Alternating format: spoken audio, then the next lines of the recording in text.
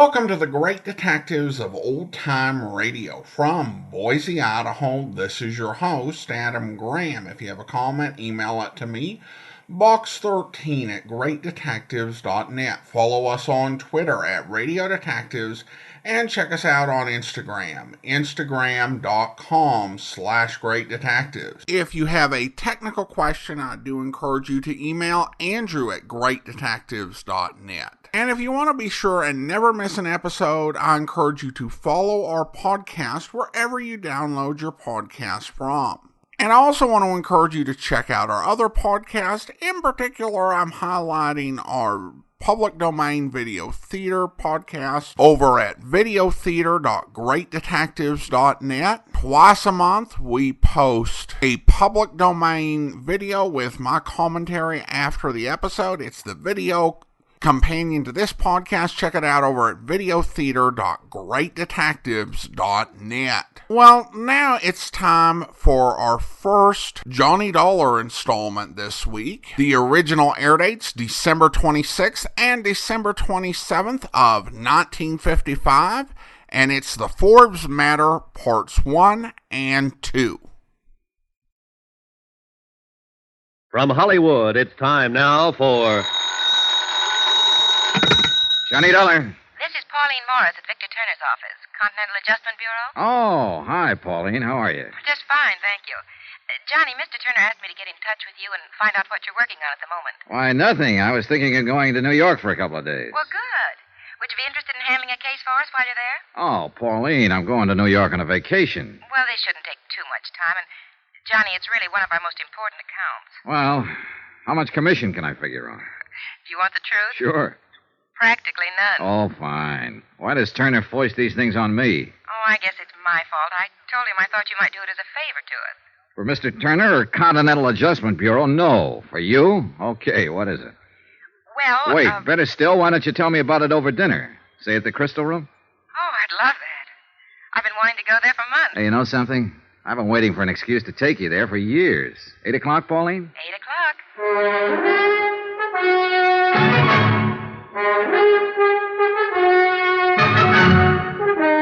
Tonight and every weekday night, Bob Bailey in the transcribed adventures of the man with the action-packed expense account, America's fabulous freelance insurance investigator. Yours truly, Johnny Dollar.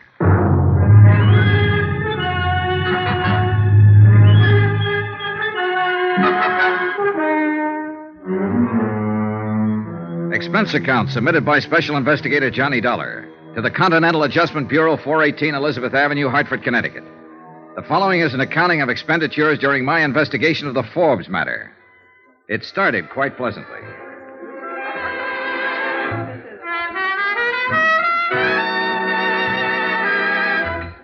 Oh, no, Johnny, let's go back to the table and eat. I'm tired of dancing. Yeah, but once you sit down, you'll start talking business again. Well, of course I will. I do have a job to keep. Okay. Frustrating girl. Besides, the sooner you clear up this case, the longer you'll have for a vacation in New York. I said okay. There you are, sit down. Thank you. All right, Miss Morris, let's have the bad news. Well, the insurance company is Delaware Eastern Liability, New York office. Yes, ma'am. Their client who filed the complaint is a large dress manufacturing company. Century Styles Incorporated. Yes, ma'am. Oh, and if you can manage to pick up one of their latest creations in my size while you're there, I love you forever. Yes, ma'am. Now, let's dance. No, wait. The auditors found a deficit in their books, $4,285. Well, naturally, the head of the company wants a settlement. Yes, ma'am. Now, let's... And, Johnny, your biggest problem will be Mr. Elliott. Mr. Robert Elliott, who I understand is something of a personality problem. He can't be any more of a problem than I'm having with you. Now, let's dance. Expense account item 2, $28.63. Train fare and incidentals getting from Hartford to Manhattan. With me, I took all the necessary information concerning the indemnity claim of Century Styles with Delaware Eastern Liability and Trust. I arrived at Grand Central at 2:05 and was checked in at the New Weston by 2:30. Air brisk, sky clear, weather cold. Expense account item 3, 10 cents, phone call to Robert P. Elliott, Century Styles Incorporated. Mr. Elliott said he would be happy to see me, so I went right over and found a 4-story building that housed 2 floors of factory and 2 floors of offices. The factory was the usual crowded, noisy collection of machinery and people.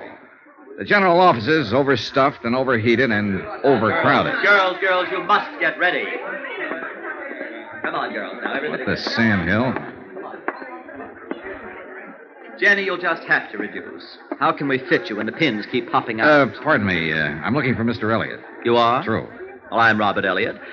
Oh, you must be Mr. Dollar. That's right. Stand by, Jenny, sweet. Please, these pins. We all suffer for our art child. Now, bear up. I'll deliver you soon. This way, Mr. Dollar, to a quiet corner.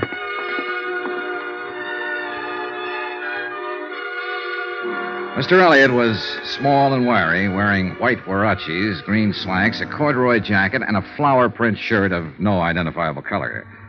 As I followed him across the large and elegant showroom floors, I couldn't help stealing glances at the merchandise, animate and inanimate. Everything I saw was strictly high class, a group of goddesses. Mr. Elliott led me through a pair of swinging doors into an office with a carpet so thick I couldn't see my shoe tops.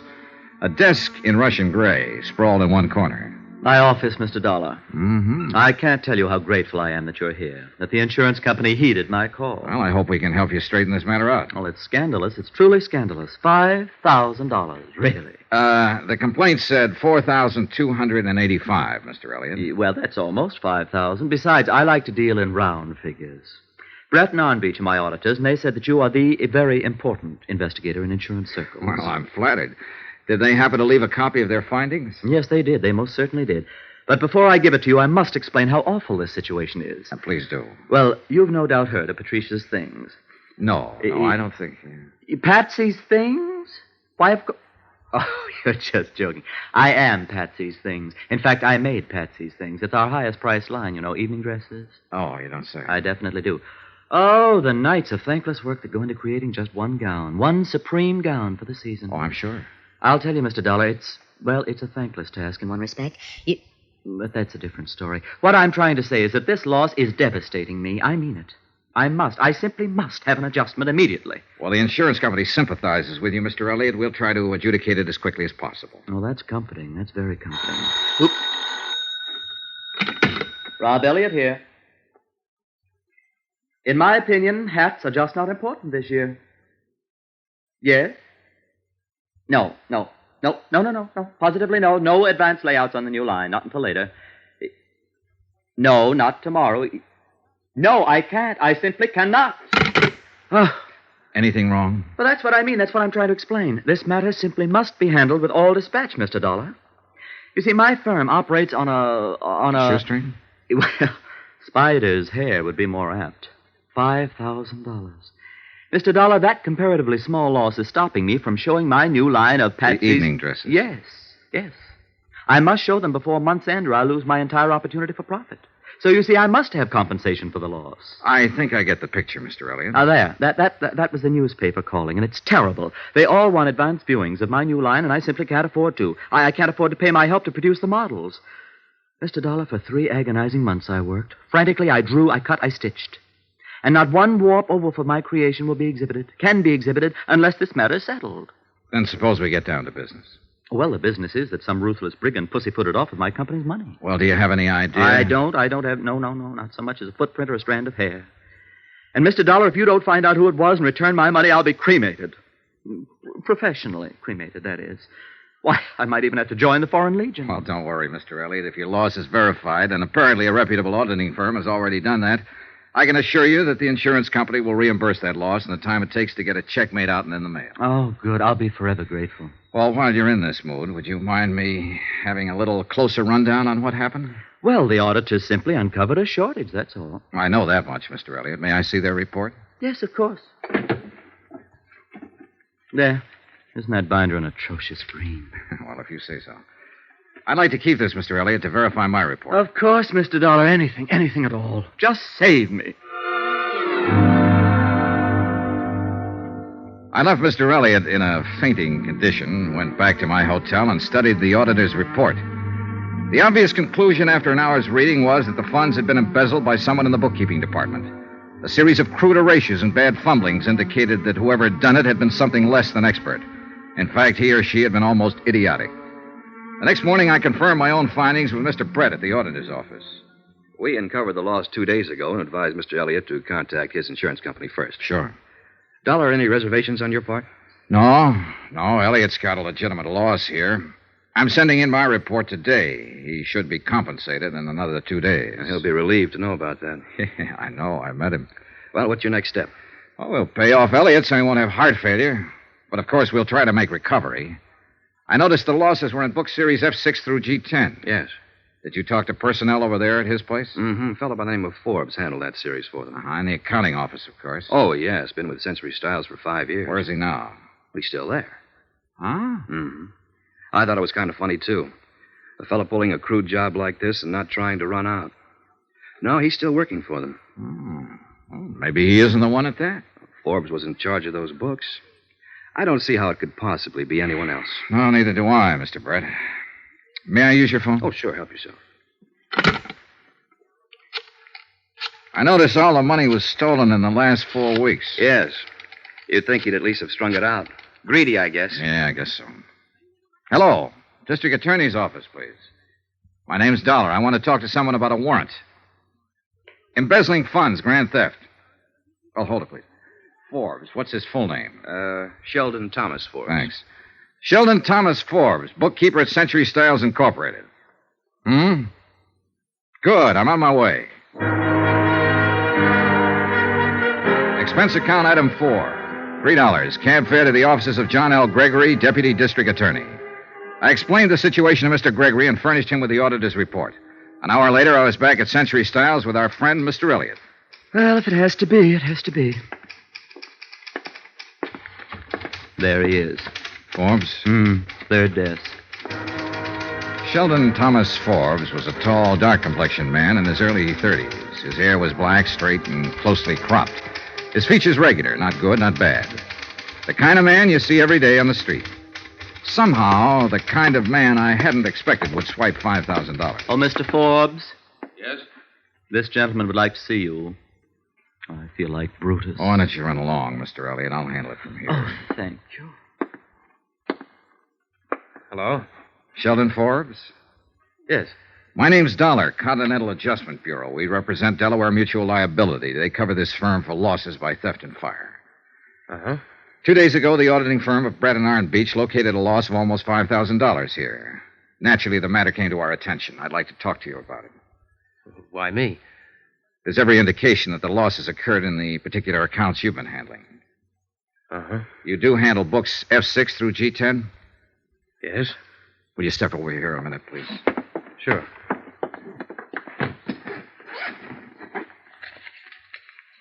Would you look at this, please? Your figures? Yes? Your handwriting? Uh-huh. Your entries and your initials? Yes. Well, what do you have to say? Nothing. Look, you know why I'm talking to you, why I came to you first. Yes? Still nothing to say? Nothing. Well, aren't you being a little silly? Why? I stole the money. You've proved it. What am I supposed to say? You admit it. How can I deny it? Okay, we've got that much covered. Well, look, my company's interested in recovery of $4,285. Do you understand? I think so. Oh, now, Forbes, come to your senses. What do you want to do? Go to jail, or do you want to give the money back?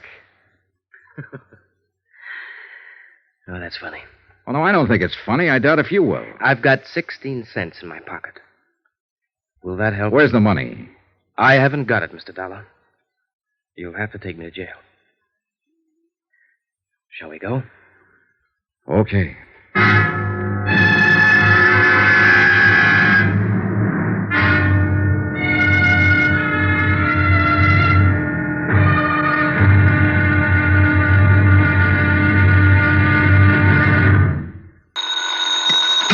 Johnny Dollar. Rob Elliott here, Mr. Dollar.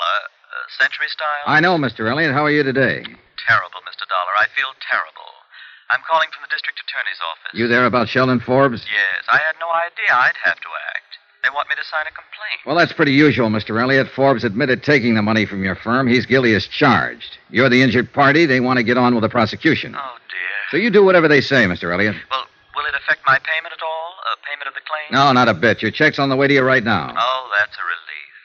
Now, how about you? Are you going back to Hartford? Should I thank you now? You can thank me, but I'm not going back. What? My job's just beginning. I have to recover the money for the insurance company.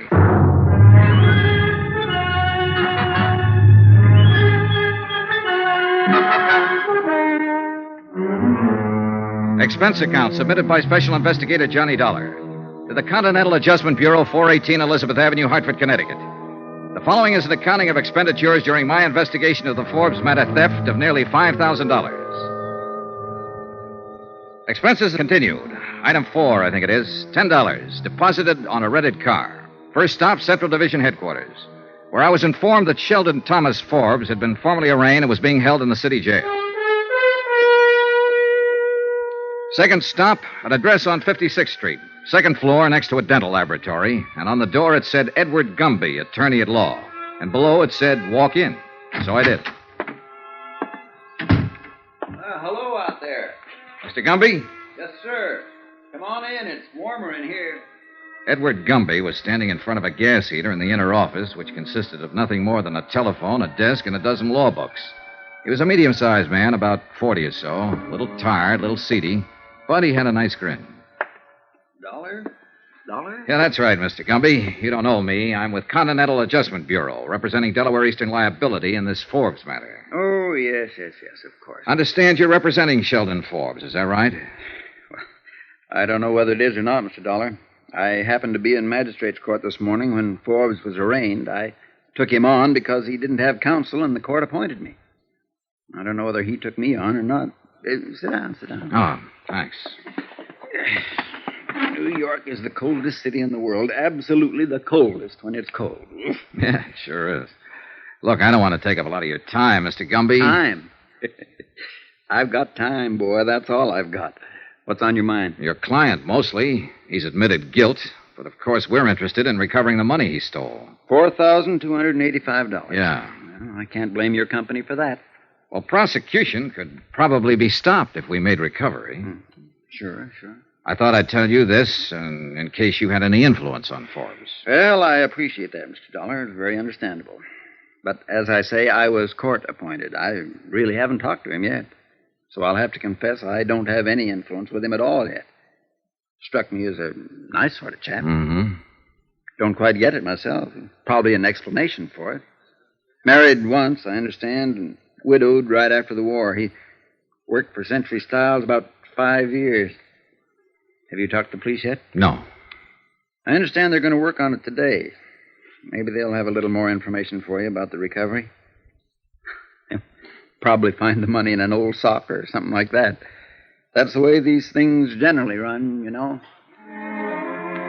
I agreed with Mr. Gumby. That was truly the way these kind of cases usually ran. And I was a little surprised that afternoon when I spoke to the officers at the city jail. They reported that a complete search of Forbes' apartment and automobile unearthed nothing like the missing money. They further reported that they had found no reliable evidence of any material possessions that the money could have been spent for. My next stop, city jail.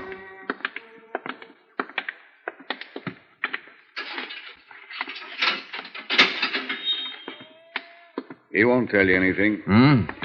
Kept his trap shut all the time he's been in here. As far as we've been able to find out, no previous record, no background. Been checking his prints with Washington. I don't know about this one. You know, he acts cop-wise. Know what I mean? Won't give a police officer the time of day. That means he could have been in before. On the other hand, it could mean he's just scared. That, too. Well...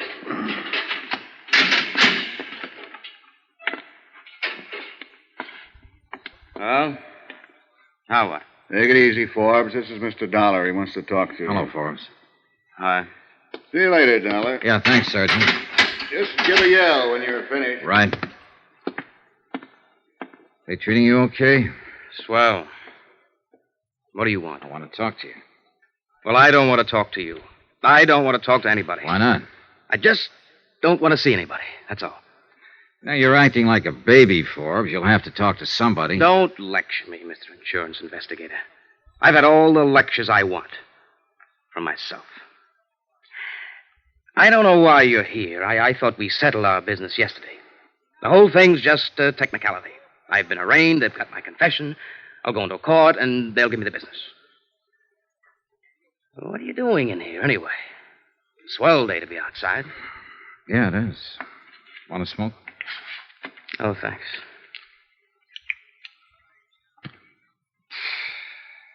Well, why are you here? To help you out of this mess, if you'll let me. It's funny. Not a bit. Why should you want to help me? Well, it's not because I have any use for you, mister. You're nothing to me but a guy who stole a pile of money. My job is to get it back. $4,285. Oh, that's... Yes, that. How about it, Forbes? Isn't it enough that I'm in jail? That I'll go to prison? That's enough for the police, but not for my insurance company. Oh, it's too bad about your insurance company. No, it's too bad about you. You're being foolish. A hold or partial recovery can have a great deal to do with what happens to you from now on. 3 years is the minimum sentence, 12 years maximum. Now, is it worth it? Sure. Sure, it's worth it. And I don't want to be foolish anymore, but I have been foolish. I took it and I spent it. Every dime of it. There's no way to pay it back. What did you spend it on? It doesn't make any difference. May make a lot of difference. You can redeem it, turn it back. No, I can't. Why did you take the money? All right, look, your salary's close to $100 a week. You're single. Wasn't that enough to live on? Why don't you get out of here? I don't have anything to tell you. Ever been in trouble before? Huh? Under another name in another state? No, They consider backgrounds like that when a man comes up to be sentenced. Forbes, this is your first offense. I know. Are you trying to shield someone? Why don't you go away? Have you been trying the market? Did you gamble it? No. Just leave me alone. I won't tell you a thing. If you bought something with it or gave it to someone, if it can be recovered in some part. No, I tell you. Just go away and leave me alone. I'd like to. Believe me, I would. You're a thief, Forbes, and you're going to get what's coming to you, but I can't leave you alone. Listen. No, you listen to me. If I don't get the information I want from you, I'll get it elsewhere. I'm going to be very honest with you. Eastern Delaware wrote a comprehensive policy on Century Styles promising to indemnify them in full for every loss caused by fire or theft on their premises. In case you didn't know, Forbes, an insurance company won't take the word of some guy sitting in a jail cell feeling sorry for himself where there's cash to be recovered. Now, you swiped it within the last month. You have something to show for it somewhere, somehow.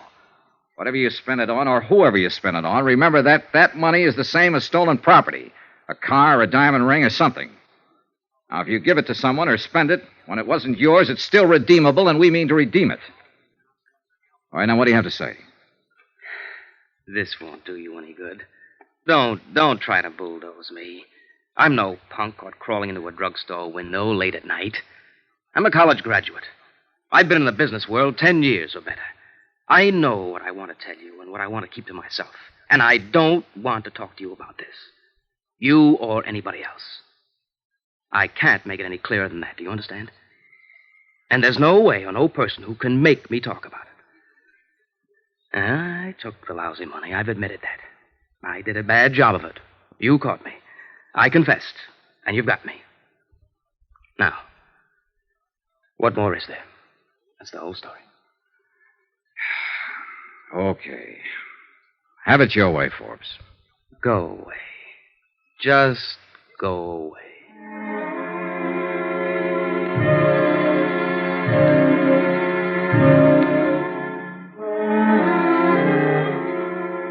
On my way out, I saw his attorney, Edward Gumby, on his way in to see Forbes. I waited around the sergeant's desk. Accidentally, on purpose, I glanced at the admitted visitors register. Only 2 people had contacted Forbes since his arrest, Gumby and myself. That struck me as odd. A glance at his folder named no close relatives, named no one, in fact. I was thinking about that when Gumby came out from his visit. Gumby looked worn out. Hiya. Hi. How'd you do? Not so good. Hey, tell me something. He asked you to contact a girl or anyone? Nope. I don't think he has a girl. I don't think he has anybody. You want some coffee? Yeah, good idea. We slushed across the street and found a diner. Expense account item 5, 42 cents. Coffee and sinkers for Ed Gumby and myself. I think you're going to strike out, Dollar. I already have. And I think I have, too. Huh? You know what I've been talking to him about in there all this time? The same thing as you, restitution. But he won't open his mouth about it. He did say one thing, though. He wants me to waive a jury trial and go up for sentencing. What? Yeah. Plead guilty and take it. He's sure to get at least 3 years. What can I do? Yeah. Got any ideas? Well, I've got a lot of ideas, Dollar, and all of them make me sick inside. That boy's not a criminal. He took that money because he was desperate about something. You know that from the awkward way he took it. He spent it on something, and he won't talk about it. But now he's about to ruin his whole life, in spite of what you or I or anybody else tries to do for him. All he has to do is give back the money or promise restitution or call up a friend and borrow it. With his clean background, the court had listened to a mercy plea. You told him all this? I told him. I told him and you told him, and what does he do? He waives his right. I tell you, I'm going to hate to file this waiver, but I've got to do it. Yeah, I know how you feel. More coffee? No. No, thanks. Dollar, you know what Forbes is? What? He's something I call a calendar job. Calendar job? 33 years old. Now think about that. Born with one war just ended. Raised in a depression, and then bango, another war. You might say the first 25 years of his life, nothing but war and depression, or the effects thereof. A calendar job. Apparently it's what he wants. But, Mr. Dollar, I'm going to hate to see him go to prison. You know something, Mr. Gumpy? So am I.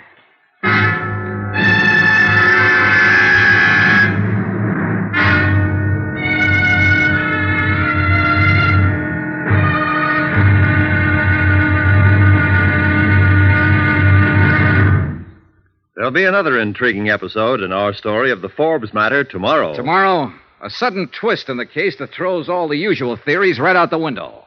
The unexpected. Join us, won't you? Yours truly, Johnny Dollar.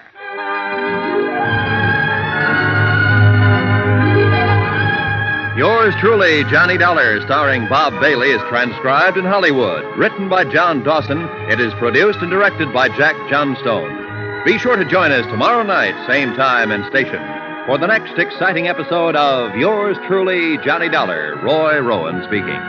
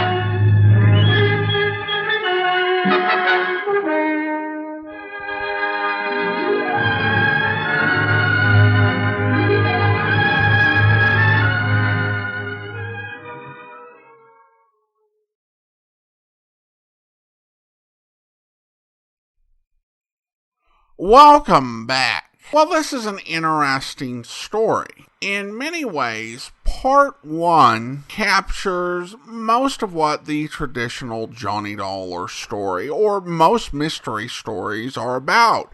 Whodunit. Yet we're reminded that this is an insurance investigation of an embezzlement case, so whodunit is not really the end of the matter. There's the question of where's the money, and an effort for recovery needs to be made. And to achieve that, Johnny has to figure out the mystery of this guy's lack of cooperation and somehow trace where the money went. The attorney's point about him being a calendar case is interesting. We might view it as pointing to issues of mental health, although I think we would probably be reading too much in if we read that in a 21st century way. I think the script is more saying we had a really rough decade and a half or two, and maybe not everyone is okay. One thing I was surprised the lawyer didn't mention, and wasn't mentioned after Johnny first said it, is that Forbes was married and widowed right after the war. So he married 19 or 20 years old and expected to spend his entire life with his wife, and lost her very early. So that's in addition to all of the national turmoil his generation had been through. How this all plays out, we'll have to find out as Johnny continues his investigation. Now, I do want to go ahead and thank our Patreon supporter of the day. And I want to go ahead and thank Jameson, Patreon supporter since June of 2015, currently supporting us at the detective sergeant level of $7.14 or more per month. Thanks so much for the support, Jameson. And that will do it for today. A reminder, if you are enjoying the podcast, you can follow us with your favorite podcast software to make sure you never miss an episode. And if you're enjoying this podcast on YouTube, be sure to like the video, subscribe to the channel, and mark the notification bell. We'll be back on Friday with the conclusion of the Forbes matter. But join us back here tomorrow for Dangerous Assignment, where 5 years ago, my husband was reported missing in action. I was convinced that he'd been killed. I still am. Go on. In the last letter I received from him, he mentioned something about having a valuable sword in his possession. The Kroner something or other. Kroner Cutlass. Yes. He said that it had been entrusted to him so that it wouldn't be captured by the enemy. That was the only thing he said about it. And I never heard from my husband again. Then how do you account for having one of the jewels from that sword in your possession? This morning a man came to my door. He handed me a small box and said it was for my husband. Before I could recover from the shock, he'd gone. In that box was a jewel. I see. Well, I didn't know what to do. Finally, I decided to go to the police. But on the way here, I was arrested. I guess they didn't believe I was coming here to give it to them. Later, they told me that jewel had come from the handle of the sword. Yeah. You believe me, don't you? I'd like to. Look, you say a man came to your door and handed you that jewel this morning. Had you ever seen him before? No, never. Can you describe him? Well, he was short and dark. Well, that's about all I remember. That's not much to go on. Can't you remember anything else about him? I'm afraid not. Wait. His clothing. What about it? He was wearing a pea coat and dungarees. Could have been a sailor. Well, that's still not very much to go on, but guess I'll have to do with it. Thanks for the information, Mrs. Rogers. I'll see what I can find out. I hope you'll be with us then. In the meantime, do send your comments to box13@greatdetectives.net. Follow us on Twitter at Radio Detectives, and check us out on Instagram, instagram.com/greatdetectives. From Boise, Idaho, this is your host, Adam Graham, signing off.